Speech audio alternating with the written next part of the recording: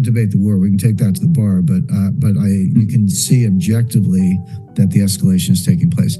Same thing in Israel. So worst slaughter of Jews since the Holocaust in one day, October 7th, 2023. Israel invades Gaza, Hezbollah fires missiles. Now Israel shoots back at Hezbollah. Iran gets involved. Israel and Iran are shooting missiles at each other.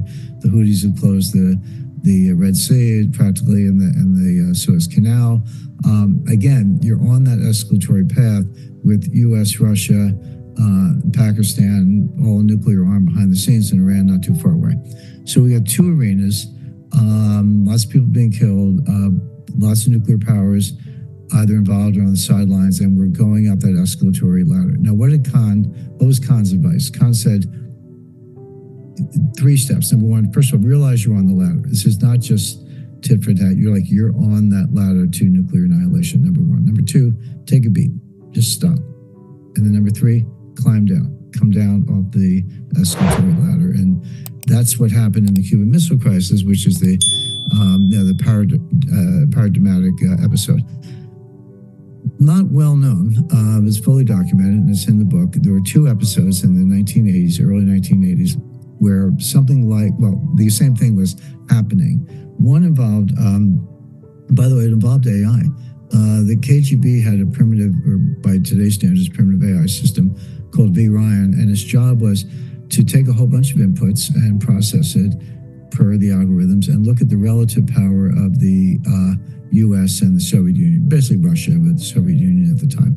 And they knew that the U.S. was ahead in a number of respects, but they focused on the gap. And they said, when that gap gets big enough, when the U.S. gets far enough ahead economically, militarily, et cetera, technologically, of the Soviet Union, that would be the point of danger where the U.S. might feel emboldened to launch a nuclear attack on the view that they could wipe out Russia with a first strike and perhaps survive. Now, one of the paradoxes or ironies of nuclear warfighting, when you think the other guy's going to shoot, you shoot first.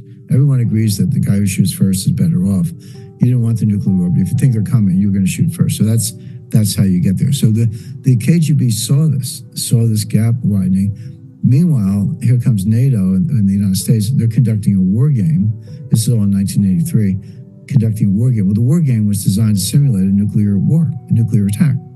And the Russians observed it, but their reference was, it's not a war game, it's just cover for a real attack, and our AI system tells us that that's coming anyway. So they got their bombers, fueled up and warmed up, and they activated their missile silos and were getting ready to launch if the U.S. attacked.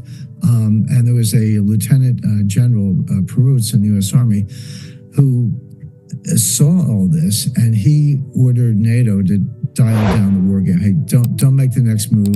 Let's not have the next session. Climb down. So climb down. The Soviet Union picked up on it by November. That was relief.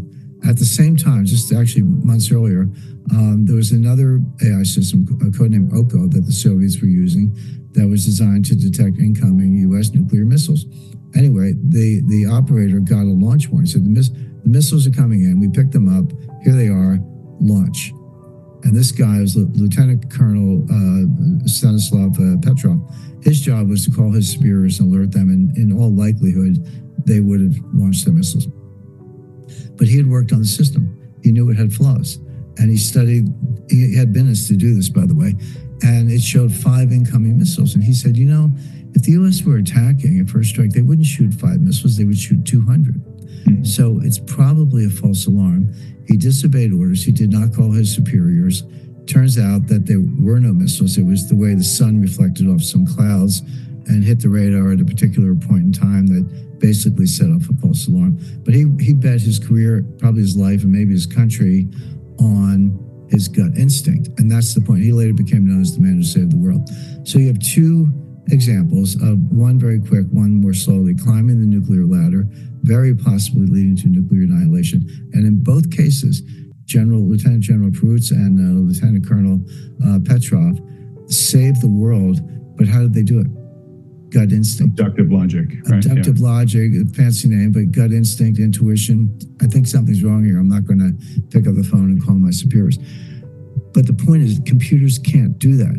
the computer would continue the escalation because that's what the training set tells us. That's what the logic tells us. That's what an optimization algorithm would tell us. Like, hey, they raise, you see them raise the ante and keep going up that nuclear ladder. You cannot program artificial intelligence to stop and climb down the ladder. That happened. Kennedy and Khrushchev did it. And I just gave two examples of how it happened in the 1980s. So my advice there is pretty simple. Keep AI out of the nuclear kill chain. Do not put AI in that decision-making process. If you want to have it as an adjunct or a research tool, maybe, but keep it out of the kill chain. The problem is the Chinese are working hard to put it in the kill chain, and the U.S. feels obliged to do the same because we don't want the Chinese to be ahead of us. But this can lead to something even worse than what I described. What I described was pretty bad. It's something called flash war. And it's the equivalent of the market crash, except we're talking about nuclear annihilation, where not only would AI not keep you from going up the ladder, but it would happen so quickly that the war would happen like that, you wouldn't even have time to intervene. Mm-hmm. So these are the dangers. There's so much euphoria about AI that not enough attention, and I can't lay a lot of money behind it. A lot of developers want to push it. Not enough attention is being paid to these dangers.